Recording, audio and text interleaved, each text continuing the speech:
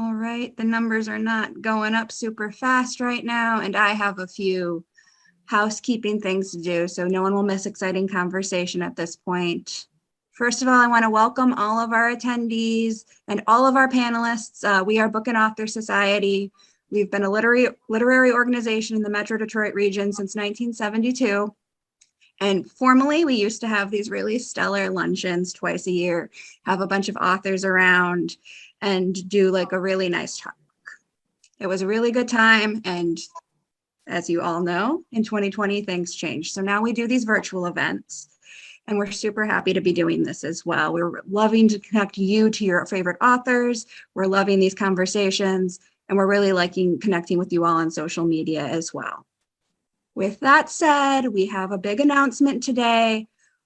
We will be actually doing our first in-person event since 2019 this July. You have to stay tuned to the end of this event for all of the details, but tickets will be on sale at the end of this event for our first live event in 2022.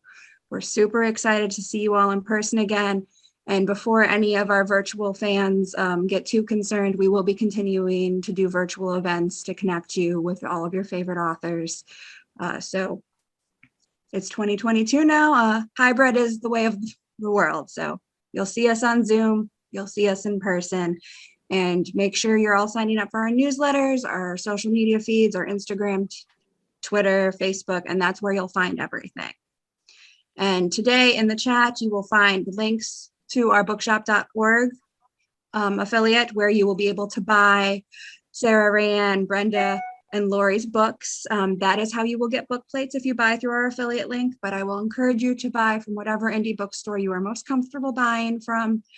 We are happy that you are buying books from anywhere, and we also support you going to your public library. I believe that is all of my housekeeping. So with all of that said, this afternoon, we are so happy to welcome you all to our Summer Must Reads panel. This is our first virtual panel, so be patient with us. But I really think Brenda Novak, Lori Foster, RaeAnne Thayne, and Sarah Morgan are going to do great with me as their newbie panelist host. So today we have Brenda promoting Summer on the Island, Lori with The Honeymoon at the Cottage, RaeAnne with Summer at the Cape, and Sarah with The Beach House Summer. And together, their 4 novels are some of my favorite summer reads already. And yes, I will brag, I got advanced copies for all of them, and they were fantastic. So make sure you're going to that bookshop link, you're going to your indies, you're going to your library, and you're checking these books out. So if you are interested in the purchasing, you know where all that is, and we will be doing a Q&A. So if you want to ask anyone questions, use the Q&A feature. Do not use the chat feature. We will not be checking that. And we will be reminding you throughout to put into that Q&A. That was a lot of talking for me, and you are not here for me. So please join me in welcoming our esteemed panelists, Brenda Novak, Lori Foster, RaeAnne Thayne, and Sarah Morgan. I will clap because they cannot clap. Ladies, thank you so much for joining us from a wide variety of time zones. Some of you, it is very early. Sarah is ready to get ready for bed. So thank you so much for being here. Not quite, but nearly. We're nearly there. Together you have written, well, enough books to completely fill my bookshelves. And you write in a variety of genres, subgenres, and with a ton of really fantastic characters. Can we chat a bit about your writing process, since you're all releasing books so frequently, which is great for all of our power readers in this society. Can you talk about how you keep coming up with new ideas? And I will be popcorning all of you so you're not talking over each other. And Brenda, I'm sorry, I'm volunteering you first. No problem. This is a question that I get asked probably most by readers is, where do you get all your ideas? Because like you said, we have many books out. We have to come up with a new idea again and again. And when I first started writing, I had one idea. It was based on the title. And I thought, this is my one idea for life. But I learned that in order to build a career, you pretty much have to be prolific. And so I had to turn my brain into a well where I could go back to it again and again. And it just started sifting through everything that I saw, that I read, magazine articles, newspaper articles. A lot of my suspense stuff, I get ideas from, true crime like Dateline or whatever. Before We Were Strangers actually came pretty directly from one of those Datelines, a child who thought her father may have murdered her mother, but she'd been told her whole life that the mother left. But she has these weird memories. And so anyway, it just kind of spins that way where you get just that germ of an idea where you're thinking that would be so difficult as a child to have had your father love you and take care of you your whole life, but you have these weird memories and this suspicion. Do you face it down? Does your mother deserve a voice? Do you keep playing along? He's a powerful man. You don't want to, ruin the relationship you have with the one parent you have. So I really like those kind of morally tough decisions and gray areas where you can mine a lot of interesting emotional content. And so I tend to gravitate toward those. Fantastic. Sarah, you are next on my bubble, and I'm sure the order will change. I'm Well, sorry. Brenda, I agree with everything Brenda says. You finish your book and you think, oh, now where's the next one coming from? And the truth is, I don't always know. Sometimes I'll go to my office and I'll think, I don't know what I'm going to write next. And then by the time I come back up to the house, I've actually thought up a whole book. It just sort of comes from nowhere. But as Brenda said, it's because I think as a writer, you probably see the world slightly differently, or maybe we're a bit more nosy, a bit more curious, and we ask what if a bit more and we eavesdrop. And ideas come from all sorts of places. But Brenda was talking about background and, how you deal with that. And I think that's always really interesting because that's what gives depth to the character and the story.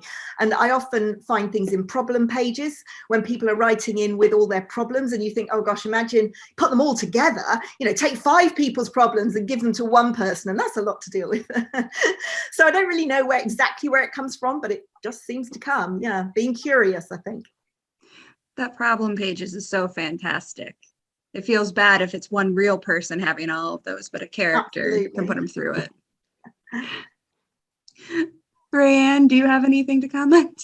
I think we're all the same in that we're always constantly looking, and we're always thinking, what's the next idea? And I always feel best if I have like 2 or 3 out there that my subconscious can sort of turn on while I'm working on the book that I'm doing right now. It doesn't always happen that way. Sometimes you finish one and you're in a panic, like Sarah said, that, oh no, what's next? I don't know. But it is a mysterious, magical process to me that you sit down with a vague idea. And with me, I have a plot group and they help me sort of figure out where am I going with this story. And then that's sort of where the plot, the structure of the story comes from. But the idea is from me, the characters are from me. And then they sort of help me fine tune where should I go to accentuate the conflict here and make this story stronger. That's so really cool to have a group that you can chat with while you're developing. Lori, what are you doing for inspiration? Well, I could say all of the above, everything they said, I also do, minus the group. I don't do a group thing, but I'm a very visual person. So I think I see something. It could even be a very tiny thing. And then you try to go to bed and sleep at night, and that tiny thing starts talking to you.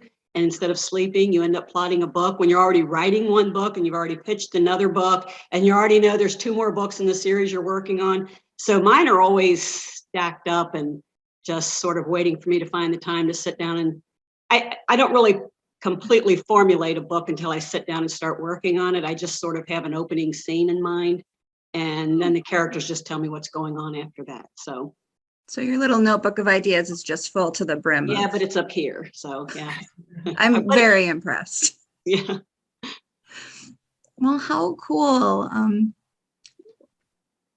I will mention how prolific you all are multiple times through this. I am deeply impressed. I can work on like 2 things at once. So you're all so impressive to me. And this summer, you are collectively taking us to Cemetery, Indiana, Teak Island, the California Cape, and a sleepy California town complete with beach house. You are all experts of your settings, and as you are all right now promoting your summery beach reads, and I know quite a few of you have your holiday books, and you're moving around and doing all of these other things. How much does that come into play when you are writing? How much are you sitting there thinking, oh, do I have a really cool setting, or is it just import beach for summer, import nice vineyard for this season? Where is it snowing in the winter? RaeAnne, you are at the top of my screen. It's really important I think setting for me is almost like another character.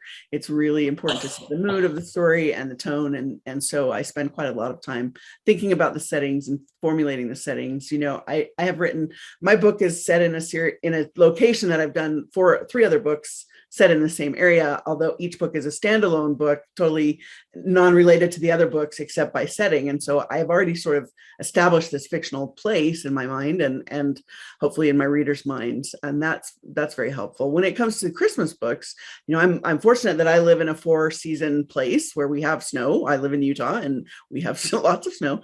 And so, for me, the inspiration for that is all around me. I don't live at the beach, so I tend to like to write beach books, but I can write snow very well. That's where I live and what I know. It's good escapism for you. Right. Lori, how about you? I believe your newest book, The Honeymoon Cottage, is the start of a series in Cemetery, Indiana. Yes, isn't that a weird name? So I love it. It's interesting. I think we were driving around one day, my husband and I spotted a sign for a very odd sounding town. It's too close to me, so I don't want to say what it was, but that got me thinking about towns with weird names and how difficult it must be for the people. And my husband's mother recently passed away, and we were visiting that cemetery lot down in North Carolina, and all of the really old names and the people that started the town and how the names have changed over time. And so, as RaeAnne said, it sort of became its own character with the things that people would love about it, the things people wouldn't love about it, the challenges they would face. Now, I live in Ohio, so we're like a 6-season place. We get winter, spring, summer, fall, and a whole bunch of other weird stuff thrown in. But I like winter, but I like it just to be like, if we could have a week of snow, Christmas, and then a week of snow, and then it'd be spring or fall, I would be happier, but we don't get that. But I do love being at a lake. So a lot of my books are based around lake life. I sort of know that really, really well. Growing up, we spent every summer on a lake in Kentucky. So I have a good vibe for how it is to be on lake life. Sort of grew up there. Yeah. And I'm biased. I'm a Michigan girl, as are a lot of our attendees. So I relate to your multiple seasons in a day and lake life. Yeah. Brenda, you've taken us to Teak Island, and have you gotten an uptick in questions after Our Flag Means Death came out? Flag means death.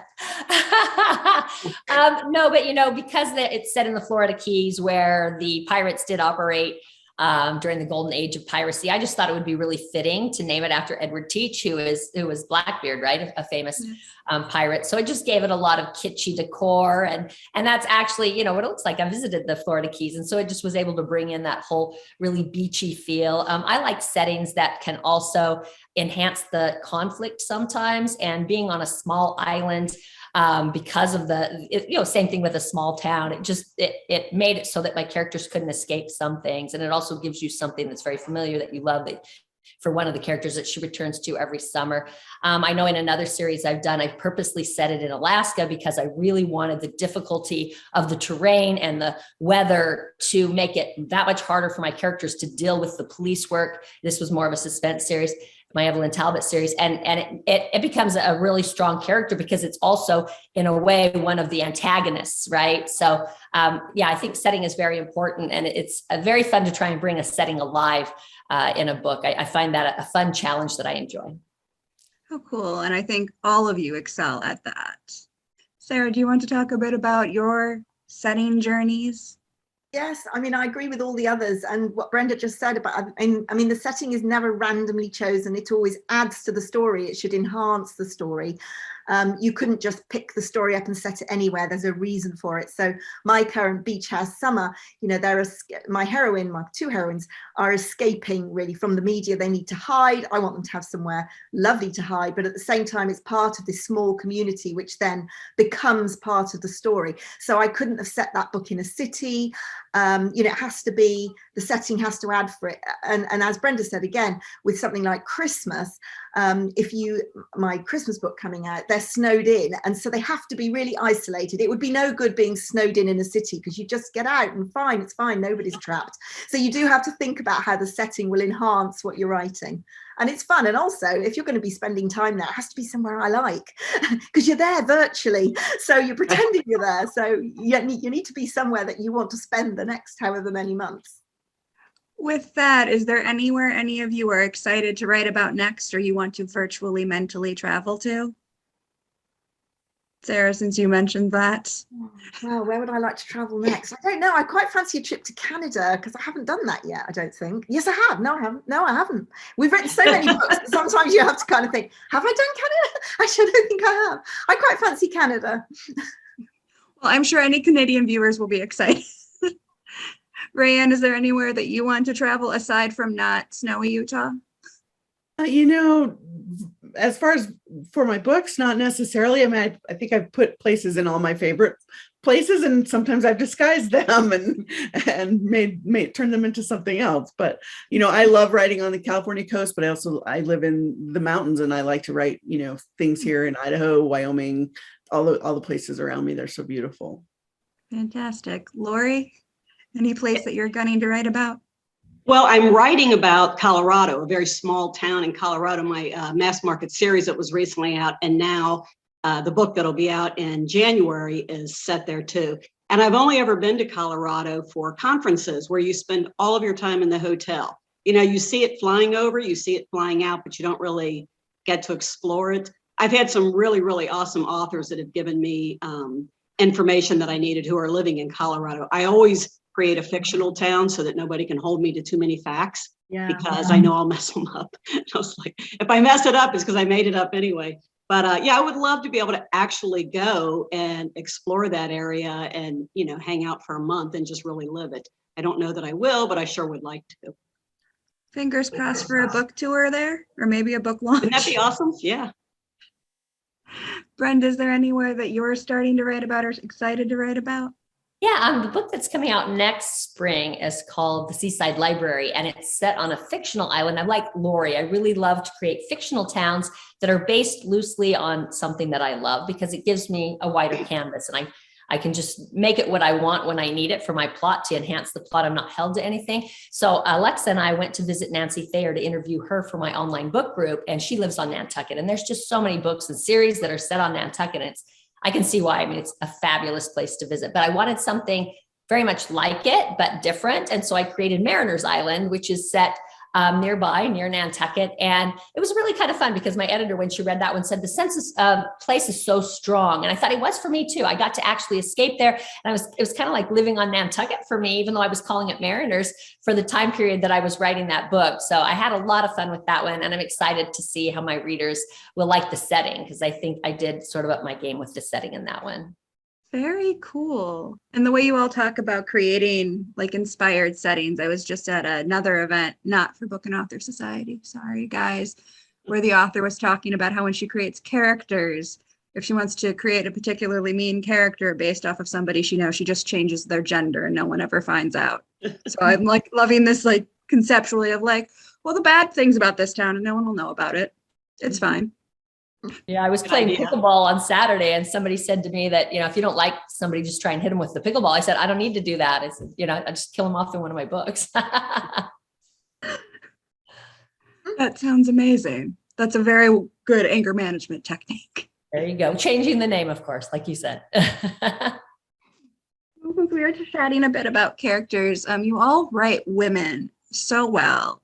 And as a female reader, as a librarian, I love to see that. But you are writing so many characters. How are you staying fresh with them? What are you doing to keep them real? Sarah, would you like to start? Well, that's the great thing about humans, isn't it? No two people are the same. So you never, ever run out of, as long as you don't, people sometimes say to me, do you base it on real people? And actually the answer is no, because you'd really run out really soon. So you do make them up from the ground up, and then they should be as individual as all the people you know. And I'm sure that the people you know are all completely different in many different ways. Mm-hmm. So I think that's what's so fascinating. And then of course you put two different people together and you get a different relationship. relationship. So that's why, you know, you can write, people say, how can you write another friendship book, another romance? And you think, well, because no two relationships are ever the same. And that's what's so fascinating. Very cool. Lori? Well, that was just a great answer she gave. Absolutely great answer. Also, I remember Laura Lee said once at a conference when someone asked her about all of her characters, how she didn't keep from getting them confused. And she said, because they were like family members to her. Oh, Mine aren't exactly like family members because I have a huge family and I'm very close with them. But I have seen how a certain background has affected one, a relationship has affected another. And so I think when I'm writing my characters, if I keep in mind what is the thing that's driving them, what's important to the story, you know, was it a cheating ex? Was it child abuse? Was it, you know, a really rotten job offer that they didn't get, that they had worked so hard for? If you think about what the thing is that really, really drives them, and then I don't want to say that I steal from my many, many relatives, but I may take some of those quirks that I've seen how it has affected them, and you apply it a little bit to the characters in their own, as Sarah said, in their own unique way, you know, so. I'm sure they don't notice the No, I don't think so, but they might notice every so often when they see me jotting down a note over something. Got to be very, very sneaky then. Oh, do not mind me having the notes app up at all. It's fine. RaeAnne, how about you? How are you keeping your characters fresh?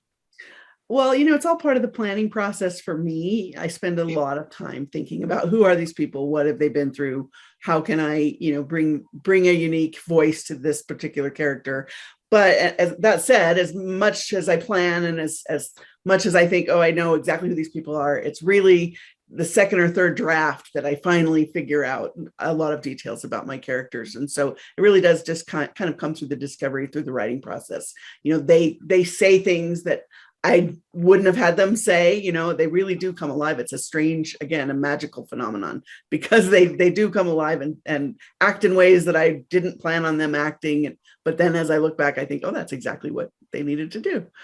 Does that ever affect your plot or anything when you're just, I just can't make them do the thing that I want them to do to get to the end? Yes, very often you have to sometimes say, oh, that's why you're telling me this isn't going to work for you. And that's not who you are. And that's not what you'd say. So I have to sort of let them be genuine and let them come out, you know, as they are. And that's probably what keeps all of you and all of the amazing authors we've interviewed in the past, all of your writing fresh, as you listen to what your characters want you to do.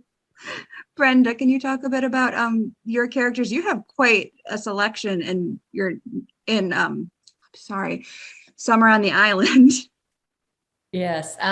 Well, for me, it's very much like, I mean, to add on rather than, because all of that is absolutely true. Being last is really hard on this question because and it is, I can ratify all of those, but about the only thing maybe I could add is, for me, it's like sort of acting. If you have to get in character, you have to live and think like they do in your imagination.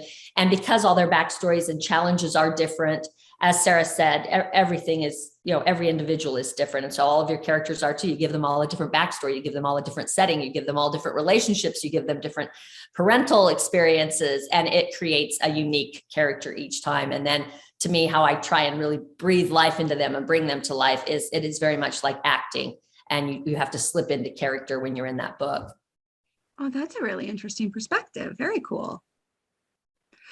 Well, I will steer away from the character-based questions for a moment. And you've all written standalone books, but you've all also written series. And I will make this my last question before Raya takes over with the audience Q&A. So we can go fast, but can you talk a bit about what's different for you when you are writing your series versus your standalones? Or do you know you're even going into a series when you start a book that ends up being several books long? Brenda, since I left you to the end last time, I will let you start now. Yeah, no problem. I love writing both single titles and series equally, but they present their own challenges and their own rewards. With a single title, I get this big canvas that I'm not inheriting any details that from a previous book that I need to have in concrete for this book. And so it frees you, but it also means that you have to create everything anew. You don't get to step back into a world that you've already imagined. So in a series, half your work is already done for you because you've created so much in your imagination with that series that it's like stepping back into a room or a party with warm friends, and you know those characters, you know their past experiences. And so to me, I love that comfort, but then you're stuck with what you've already created. And then on the other side, you don't have that and you have a little more work with the imagination, but you're also freer. So it just kind of depends on what I'm in the mood to write, which one that I'm enjoying better. And to answer your question about whether or not I know a book is a series, not always. My very first series actually started because it's the only book that I ever remember having significant rewriting on, because it was such a blow. It was like my second book and I knew something was wrong with my book, but I couldn't figure out what. And I turned it in and I was just holding my breath to wait and see, maybe I'm wrong. Maybe my editor will like it. And I remember my sweet editor sat me down at a conference and she goes, Brenda, you have two plots that are warring in this book. And I knew instantly that she was right, because there was this secondary character who was just feisty and had this big chip on her shoulder. And I actually fell more in love with her than the heroine. And so I really started almost writing her story. And so she said, you need to take this out or tone it down a lot. And so I had to lift 70 pages out of this book. And yet I loved this character that was the heroine's best friend. But it made the first book so much stronger because I had to go back and really mine what was unique and interesting about that character and that story. And I wasn't allowed to be seduced by this other character. But then I had these 70 pages and this great connection to this other character. And I thought, I'm just going to write a connected book. And so I was able to take those 70 pages and just almost use them as a start for the next book. So that kind of just grew out of that mistake, if you will. And then after that, I have done more methodically planned out whether I'm going to have a series. But like with The Secret Sister, just having a sequel, that wasn't a plan in advance. But then I thought it'd be really fun to do her brother's book, and my editor and publisher agreed. So sometimes I know in advance and sometimes I don't. Interesting. Lori, you have just started a new series, or so Goodreads tells me. It comes up as a series now.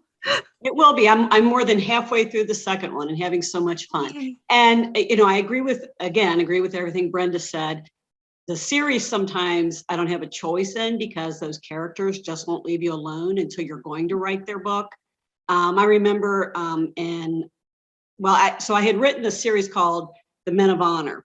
And without meaning to, that led into Love Undercover. And without meaning to, that led into the Ultimate series. And without meaning to, that led into Body Armor series. And they just kept going. And by the time I got done, I thought, I've got notes everywhere, sticky notes on my ears and, just everywhere, trying to keep track of who drives what car. And there was just a lot. So I was kind of glad to wrap that up and just step away from all those people. I love them. Readers always ask me if I'll go back and give this one a kid or that one a kid. And I'm like, la, la, la, la, la, I don't hear you, because it was just so much work keeping them all straight. I mean, I might someday if one of them start talking to me, but so I agree with her. It's really fun to start fresh and not have all that backstory that you have to remember and keep track of. But it's also fun to just get really comfortable in there with them. And that's where I'm at with the second book I'm writing now that's related to the honeymoon cottage. Right now, it's still new enough and they're still just fresh and fun and, And I'm now picturing you just having a web on your wall of all of your plots. I actually keep a notebook with all my details so I can flip through and find out who did what and when and all that sort of stuff. That's a brilliant tip. Not computerized, just handwritten. So. And it would be so hard to search. How do you do that? Yeah.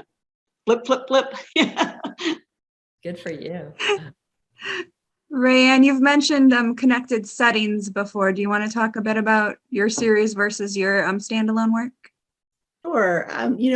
I wrote many books that were part of series kind of earlier in my career, well, for the bulk of my career, really, and love them. The main thing I love them is because I hate to say goodbye to my characters. It's really hard to be done with them. And so in a series, you can sort of revisit what are they doing now and how are they living happily ever after. That's one of the perks of writing a series, just revisiting. But one of the downfalls is it does become so complicated sometimes when you have so many characters. I wrote one series and I had like 17 books in it or something like that. They were each self-contained like trilogies in this overarching series, but it still became, a lot to figure out, and a lot for readers. That's the one thing that, I think as authors, we have to keep in mind that readers sometimes don't want to dive into a long series. They don't want to say, oh, I've got to go back and find all these other books.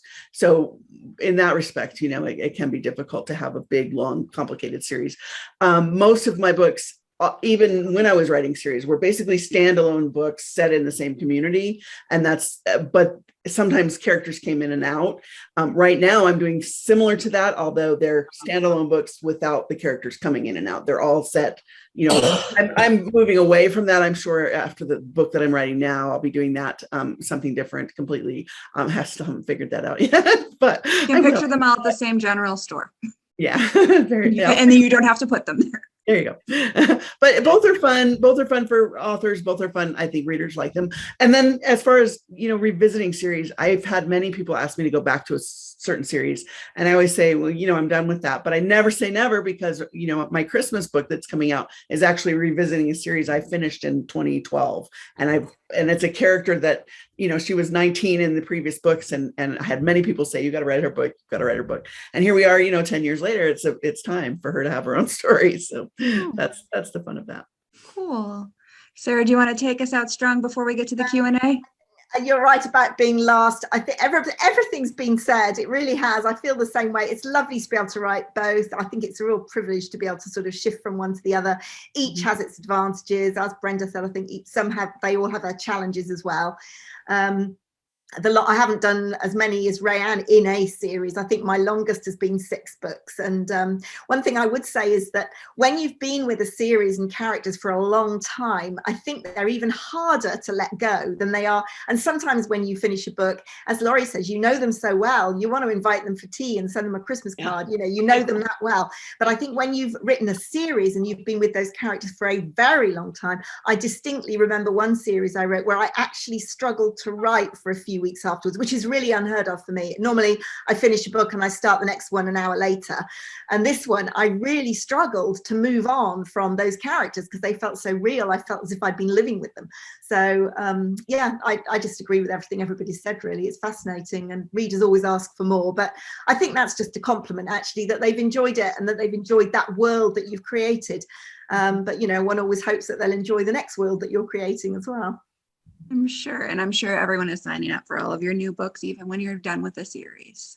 It was a strong finish. Awesome job there, Sarah. I'll let Raya take over with the audience Q&A, and everyone, we're still taking questions. We might not get through all of them, but put yours in. Your fellow audience members can upvote things. So we still have a half an hour to chat. That's right. I wanted to give us a lot of time because obviously all of you have so much to say. And I also wanted to shout out, we have a lot of people joining us from all over, including across the pond, as they say in the UK. But we've got people joining us from Michigan, California, Minnesota, Missouri, Ohio, New York, Florida, West Virginia, Indiana, Maryland, and probably a lot more that I didn't see in the chat. And so welcome to all of you. And thanks. So far, the panel's been amazing. And I know you have more questions, so keep typing them in. We had a request from Teresa. Hi, Teresa. If all of you could start with a quick elevator pitch about what your current book is about. So if you don't mind, if we could just go around and you could say just a few words for those who might be interested, and then I'll drop the link in case you all want to buy the books, and then we'll jump in with some of these great questions. Let's start with Sarah. Sarah. Okay. So Beach House Summer. My heroine Joanna was married for 2 decades to Cliff, who's a very high-profile celebrity chef, and he spent most of their marriage cheating on her. So when the book starts, she's been divorced from him for a year, and then she receives news that he's been killed in a car accident, and from the wreckage of the car has been pulled this young pregnant woman, and the media are in a frenzy because they want to know who she is. Now, Joanna absolutely hated being in the spotlight.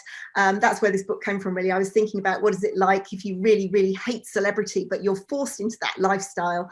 and she has lots to hide, and the girl in the car has lots to hide. So Joanna decides that they need to get away from the media, and so that they can sort things out. So they go to this small coastal town, they go to her beach house, and then that's where everything starts to unravel. And I can't say anymore because I'll give it all away. But anyway, yeah, it was great fun to write, great fun. I hope readers are going to love it. Let's go to Brenda. Okay. The Summer on the Island is about three friends who have been through a very difficult couple of years, and they decide that they're going to go to this island where Marlo, one of the characters, has summered every year. Her father is a U.S. senator, and so she got to stay on this beautiful island every summer. She's taking her two friends back from California. They're just going to they think it's going to be a peaceful, wonderful start over kind of summer to recover. And two of the friends meet because one is the other woman, and they both have dumped the bad guy. But of course, you've got this guy who comes back trying to win one of them back, which creates some trouble in the relationship. You also have another really big secret. Marlo's U.S. Senator father has died, and so they have to. She's there to take care of, her mother has MS, so she's there to kind of help her mother and deal with the aftermath of his death. And there is a huge secret that is revealed that was based on something that I saw in the news that I was like, oh my gosh, I have to use that in a book. Like, how did that ever happen? How did they not know it? How did the people recover? Like, it just it created such agitation for my imagination. I'm like, I have to use that in a book. So I won't give away the secret because that would be bad. But when the secret comes out, it kind of throws everybody into a different mindset as to figuring out how they're going to deal with this new problem. So it's just a fun kind of getaway beach read, definitely with some real conflict, but I feel like it has heavy tones of forgiveness and redemption. And I always write with those, and I love using those because that's what makes me feel good at the end of a book. Characters who maybe need redemption and have finally figured out a way to get it and get their life back on track. We have a comment in the chat that somebody's read all the books except Lori's, that they're waiting to arrive in the mail. So Lori, do you want to tell us about that book? Boy, everyone's so good at this, and I absolutely suck at this summarizing stuff. So this is The Honeymoon Cottage, and yeah, it's not out yet. It won't be out till tomorrow. So whoever that reader is, thank you for waiting for it. Small town with a weird name and sort of a Cinderella figure, Yardley, who lives with her mother and aunt because she's sort of their caretaker. They're very, very capable people, but we've probably all known someone who's obtuse and mean without even realizing that their words cut so badly. And so Yardley spends her time doing the opposite of what she's seen them do. So she tries to take care of everybody. She tries to help everyone in the town to get rid of this horrible name cemetery that they're stuck with, because there's the cemetery restaurant and the cemetery flowers. And, it's just very weird that Betty Cemetery, the heir of the town founder, wants that name tacked on to every single business that there is. So Yardley takes it as her life goal to get that out of there, so she won't have to do cemetery wedding planning. She can just do wedding planning. And she never thinks about actually falling in love and having her own marriage. But a guy comes to town to help arrange a wedding for his sister and meets, and it's a Cinderella story with a rescue dog and two old biddies she helps take care of, and a few secrets about her father, and lots of quirky town characters. See, I told you I'm bad at this. No, Not at all. And last but very much not least, RaeAnne, would you tell us about Summer at the Cape? Sure, and I'm also not great at this, but I'm glad I'm not the only one. I'm not. Mine is about two sisters, basically a family in crisis, sort of dealing with the loss of a third sister. There was a set of twins, and they had an older sister who was 2 years older. Their parents divorced when the oldest sister was about 14. She stayed with her father in Los Angeles, and the twins went with the mother to live in Northern California beach town. And years later, here we are, she felt the first sister felt very disconnected from the twins growing up because they had this very close bond. And then plus she grew up separately from them. And then when one of the sisters is tragically killed before the book starts, her mother has a crisis and needs her help. Her mother is had been working with the sister to start a glamp ground in Northern California. And suddenly this glamp ground is in turmoil because the son of the owner, the property owner, is coming in saying, you don't have a lease for this, you've got to get out. And they were ready to open for guests. And so they're in crisis. And she's an attorney. So she comes back to help her mother sort of figure things out in the process. Her sister comes back as well, the other remaining twin, who is struggling to deal with losing this other half of herself, especially because there had been sort of a rift between them before her sister died. And so she's dealing with guilt there. And then she's confronted with her first love, who ended up married to somebody else and had a kid. And so there's some turmoil in the story, but also a lot of happy, joyful moments. And even though it sounds sad because they're dealing with the loss, it is about joy and moving forward and finding, happiness again after suffering something sad. Well, thank you all. Sorry for the challenge. I know it is tough to say just enough, but not give it away at the same time. So thank you. And I see we have a lot of questions. I'm just going to try to jump in. A lot of them are about the fact that you are so prolific with lots of books in the pipeline and asking about how you manage to plan all of that. And so a couple of questions, and I'll just popcorn it to whoever wants to take on some of or all of this. How far in advance are you planning some of these, and do you know what you're going to be writing next, or how does that work? And then how are you managing to keep it all straight with all these plots when you're sort of developing multiple books in a series and working on multiple projects at the same time? Lori, okay. No, Lori, I meant call up in your head. Yeah. I wasn't saying call on me. Oh, I thought you were saying I have an answer. No, I'm saying it's all in your head. That's how you keep all that together. I bet every one of them has 10 plots in their head right now, and probably 3 contracted books and people talking to them in their heads. Am I right? Dialogue in your head all the time with characters you're not even working on yet. Right. Although I will say that I was jealous when you said you have all kinds of ideas stacked up, Lori. And RaeAnne, I think you said you always know your next couple too. I've gotten to the point where I'm writing a book. I don't know what the next one is. I mean, I don't know till I finish it. And then I start the next day and have to figure out, what the next book is going to be about.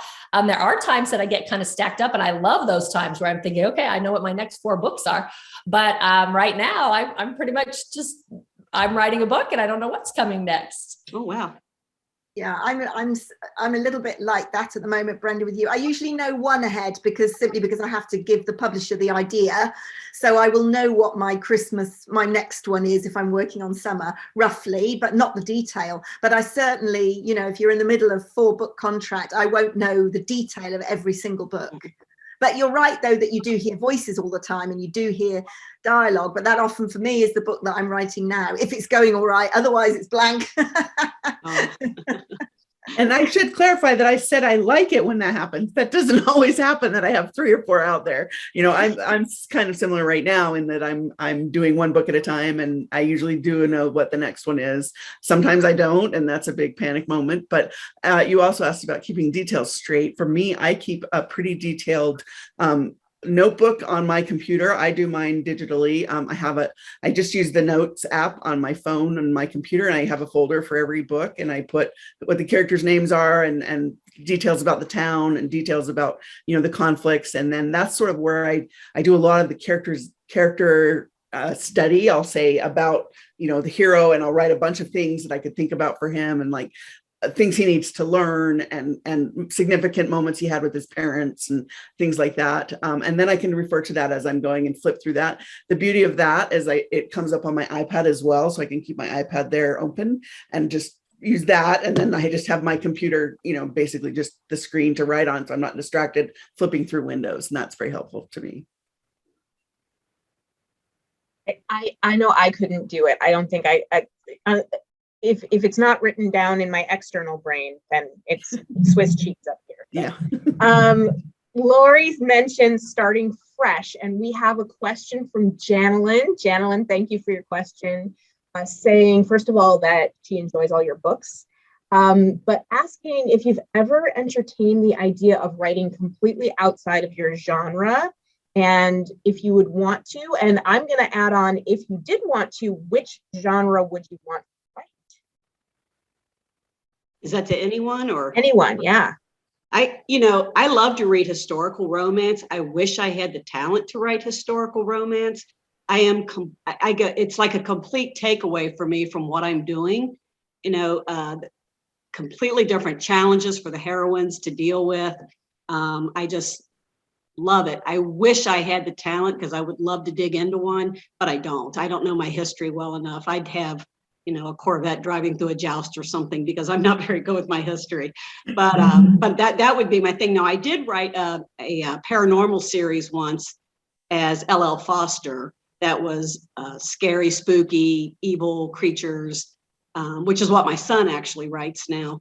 And I think it was a 4-book series. I always wanted to go back to it, but it didn't pay nearly as well as, LL didn't earn nearly as much as Lori Foster does. So, I'm a realist and, so I stick with what I get better paid at. I've actually tried my hand at quite a few genres. I have done some suspense. I did some suspense for St. Martin's, that series, my Evelyn Talbot series, one set in Alaska. I've done 4 historical romances, so I get exactly what you're saying about the historical details. Know that? Under your same name? Yeah, I've done it all under my name. I've been very surprised that my publishers have not pushed me to use a pen name because they are very different. The Evelyn Talbot series is quite, it's a psychiatrist studying serial killers set in Alaska. And the research for that was just incredible. It was kind of my own quest because I'm always curious about bad behavior. Like what causes it? How do you fix it? Oftentimes it doesn't even serve. These people are in prison, their lives are destroyed, and you're thinking, I can't even say selfishness is driving that. Maybe more stupidity, but I don't know. There's a biological component. There's much more of a biological component than you would think. That was the big surprise in all of the research. But anyway, so that was fascinating. And that psychiatrist was actually me, just being able to study all this and learn all this and then try to incorporate it. So I loved writing that series. So I've done women's fiction, which are my big beach reads. I've done the romance, which I have several series of that. What I haven't tried my hand at yet, but I would love to, and I have it in my mind already, this 7-book series that's going to be a straight historical kind of saga, like the old John Jakes that I loved so much growing up, with North and South and The Bastard, The Furies, that series as well. So one day I would love to be able to write that. And so I've been collecting and reading my research books, and I have this big shelf of all these books. So someday when I don't have to be practical, like what Lori said, as far as making a living, then maybe I will try my hand at that and see how it goes. Well, I've pretty much stuck to romance and women's fiction, but I'd never say no. You never know. The very first thing I ever wrote, actually, before I submitted, was a thriller. I was a nurse and I wrote a medical thriller, and I got halfway through and I was scaring myself so much that I had to write it with the lights on all the time. So actually I stopped, but I wouldn't be surprised if one day I go back to that. But I think it's about being challenged, isn't it? At the moment, I love what I do, but I certainly wouldn't ever rule out doing something different. I started out writing romantic suspense as well, and I did about 20 or 25 romantic suspense, but I sort of found my voice writing more small town relationship stories, and that's my voice. Those are the stories I love to tell right now. I like Lori, I love to read historicals. That is my happy place as a reader, and I actually really also love to read like cozy mysteries, and both of those would be fun to write in, but I'm not sure that that would be my voice, and maybe someday that would be something. Again, I never say never to anything because the ideas come when they come and how they come, but right now I love what I'm writing. I love the stories that I'm able to write, and I love the reader response to those stories, so I'll probably continue for a while where I am. That's an amazing segue, RaeAnne, to a question that we get a lot, which is generally like, what are you reading? So all of your books would be amazing for people to pick up and read this summer. Is there anything that you're excited to pick up and read over the summer that you might want to recommend? Again, historicals, I have certain favorite historical authors. Mary Bellog, I don't know how to say her name, and she's one of my favorite authors, and I still don't know how to say her name. But I love Eloisa James. Whenever she has a new one out, I quickly grab it. I really love listening to Audible, listening to like World War II fiction stories. I don't read those for some reason. I like listening to the story in that case. But there's just right now I'm digging deep into the J.D. Robb books, which I've read them all as they've come out, but I'm reading them in succession and really enjoying sort of the character development again, rereading them in succession. And that's been lots of fun. I've just finished Lessons in Chemistry, which I really loved. It's Bonnie Garmus. I think absolutely excellent.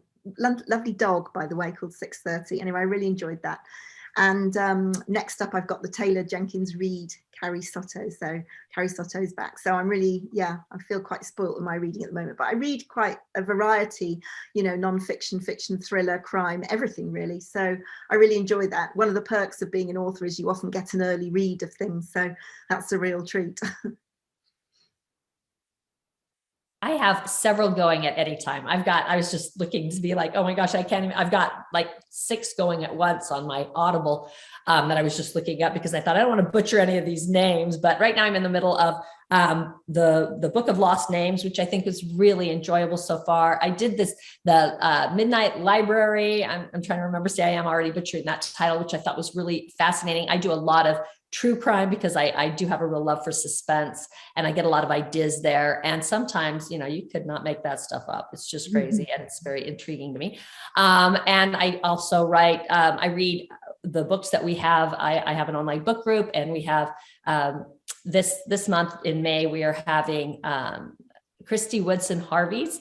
She wrote a series that is connected, I think, to the book that just came out. And so we're currently reading The Southern Side of Paradise. And so that is very enjoyable. I've got, let's see, coming up next, we've got Susan Mallory's The Beach House Boardwalk or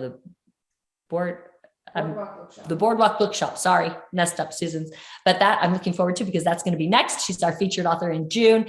So I have many going all at once. I have some arcs that people have sent me that I can't wait to dive into too. So I end up doing a little bit of this and a little bit of that, depending on if I'm sleeping and it's on my nightstand or if I'm driving and it's on my Audible. And so I just fill in wherever I can with whatever books are at hand.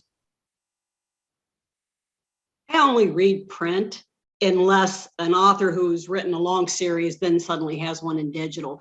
Again, it's like a complete takeaway from sitting at a computer writing if I'm holding an actual print book. So I have read, I think 25 Lisa, and like RaeAnne, I don't know how to pronounce her last name. I think it's Kleypas, Lisa Kleypas historicals. Did I pronounce that correctly? So I've got like 4 more really old ones that I just got from Amazon that I had to hunt everywhere. I had to buy secondhand because I couldn't find them new anywhere. So I've got those to read yet. And then I'm looking forward to TJ Logan writes this really good, dangerous suspense, but very sexy romance series. And I'm waiting for her. I keep prodding her to get the next one done and published so I can read it. So those are I don't remember titles. I'm terrible at titles. I don't even remember my own titles. I had to set this one here so I could remember the title. I don't title my books. I don't know about the rest of you, but I don't because I'm terrible at it. So I tend to write them as whatever the male character's name is, the lead. So I remember those people with Lisa Kleypas and TJ Logan, and that's about it for me. I don't remember the titles. Okay, we'll make everybody go look those up on their own. And we're running a little low on time, so I'm going to end up with the question from Tammy, who wants to know, we'll go from page to screen, who would you cast to star in a movie of your current book? If you could pick, who would be in your adaptation? Ooh. We don't know who's first. Oh, does anybody want to grab it first? Or I hate calling on people if you need a moment to think. I'll go first. So for my heroine, Joanna, she's the old, because I've got 2 heroines really in this book. I definitely go for Jessica Chastain. I think I can actually picture her being exactly the right heroine. And I have no idea who I'd have the other one. So that wasn't very helpful, was it? I would have to think about that. I need a younger one because I've got a multi-generational friendship here.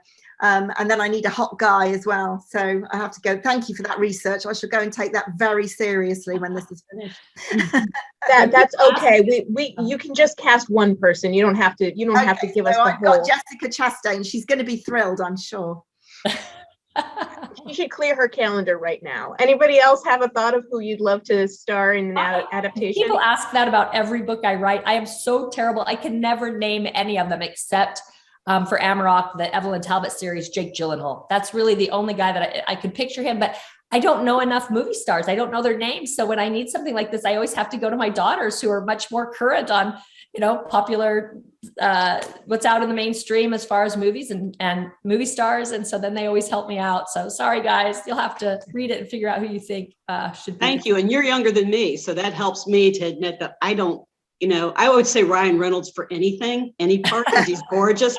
Other than that, I have no idea. I'm the same. The characters are who they are. It's hard for me to imagine an actor playing that character because they're so individual in my own mind. And so I have a hard time thinking, oh, that's exactly who you are. You're just like that. You look just like that person. So it's difficult for me when people ask me that question. So I can't really think of anyone. We'll let readers nominate. Yeah. Who would you think? Yeah, definitely. Excellent. Well, you know what? I'll try to drop everybody's Twitter handle into the chat. And if you have thoughts on casting, you just let them know. I'm sure they'll be open to your suggestions and pass it along to their agents. When we're making the movies, Yes. that come with every book.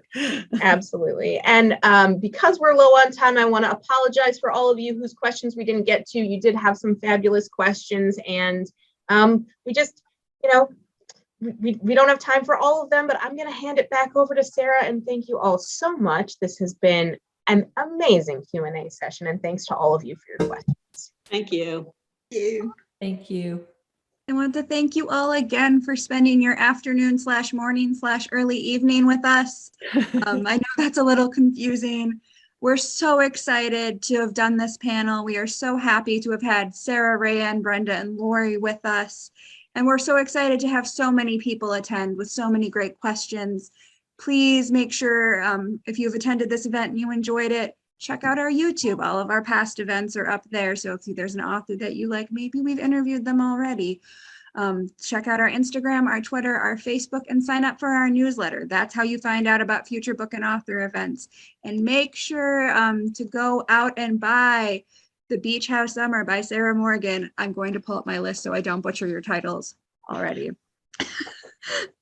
The Summer on the Island by Brenda Novak. Lori Foster's The Honeymoon Cottage, and RaeAnne Thayne's Summer at the Cape. If you are so inclined, use our bookshop.org link. You may get a signed book plate by by the author whose book you're ordering. It won't be a RaeAnne plate for a Sarah book. But if you want a book plate, that's how you get it. Order from our bookshop.org link, and there will be a survey that is automatically emailed to you after this event. We love to know how we're doing. And as I promised, the announcement you've all been waiting for, especially if you are a Metro Detroit resident, we will be conducting our first in-person event at Bees in Detroit in Eastern Market this summer, July 25th at 7 p.m. Tickets are on sale as soon as we are out of this event, and there is an early bird price for the first 2 weeks. We will be talking with Wade Roos, who uses his pen name Viola Shipman, to write books very similar to all of our panelists today.